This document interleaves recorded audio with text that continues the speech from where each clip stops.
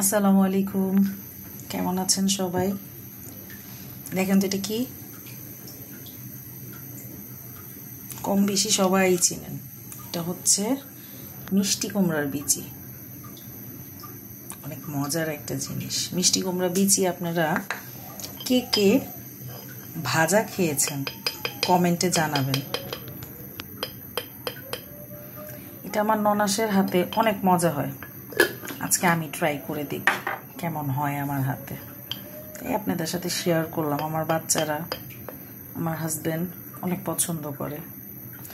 আমি এটার মধ্যে দিলাম সামান্য একটু হলুদ, একটু মরিচের গুঁড়া, যে যেমন ঝাল খান, কিন্তু বেশি মশলা হলে এটা পুড়ে যায়। আর হচ্ছে একটু লবণ।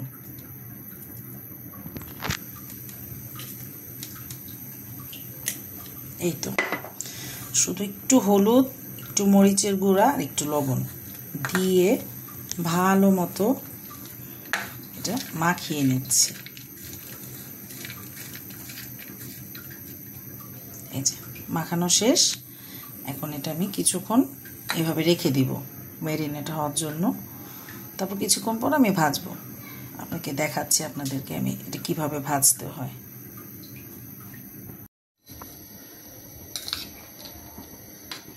এই যে মাখানো মিষ্টি কুমড়ার বিচিগুলো এখন ভেজে নিব। এটা ভাজার জন্য কোনো তেল লাগে না, এটা শুধু আপনি কড়াই বা ফ্রাই প্যান যেটার মধ্যেই করবেন তেল ছাড়া। চুলার আঁচটা একদম কম রাখবেন, কম রেখে কিছুক্ষণ খোলা অবস্থায় এরকম ভেজে নেবেন।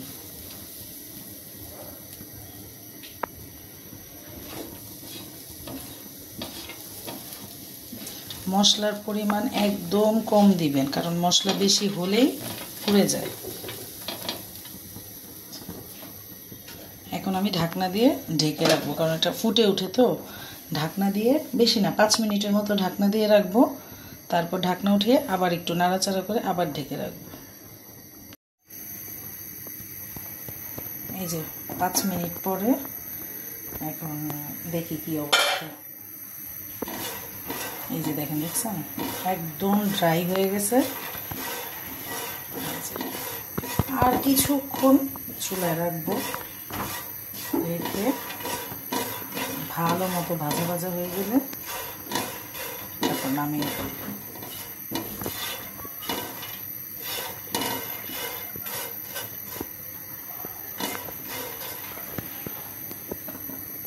আর 2-3 মিনিটের জন্য আবার একটু ঢেকে দিব।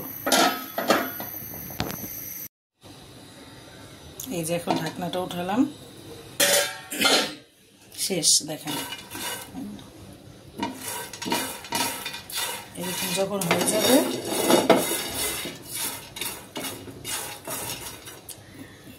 একটু কালচে কালচে টাইপের, বেশি কালো না, বেশি কালো কালো হলে তো পুড়ে যাবে। মশলার জন্য কিন্তু এই কালারটা দেখা যাচ্ছে যে মনে হচ্ছে পুড়ে গেছে, আসলে না। খাওয়ার পরে বোঝা যায়, অনেক ক্রিস্পি হয়, অনেক মজার একটা জিনিস।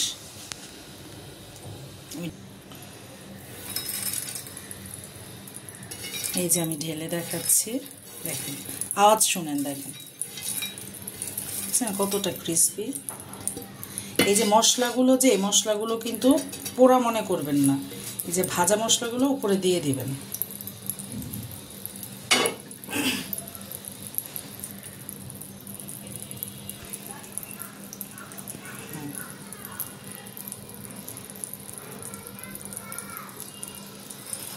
এই যে দেখেন আওয়াজ শোনা যায়।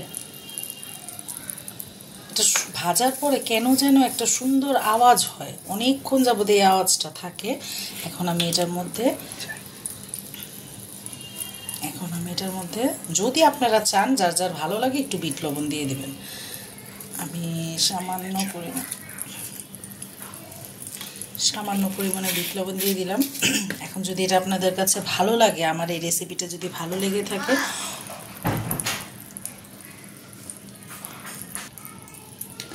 এই যে রেডি। আমার এই রেসিপিটা যদি আপনাদের ভালো লাগে, অবশ্যই লাইক করবেন, সাবস্ক্রাইব করবেন আর শেয়ার করবেন, বেশি বেশি করে শেয়ার করবেন। আপনারা যদি শেয়ার না করেন আমি কিন্তু আমি উৎসাহ পাবো না নতুন নতুন ভিডিও দেওয়ার। আর এটা অবশ্যই আপনারা বাসায় ভেজে খেয়ে দেখবেন, ট্রাই করবেন, এটা অনেক মজার একটা জিনিস। আসসালামু আলাইকুম।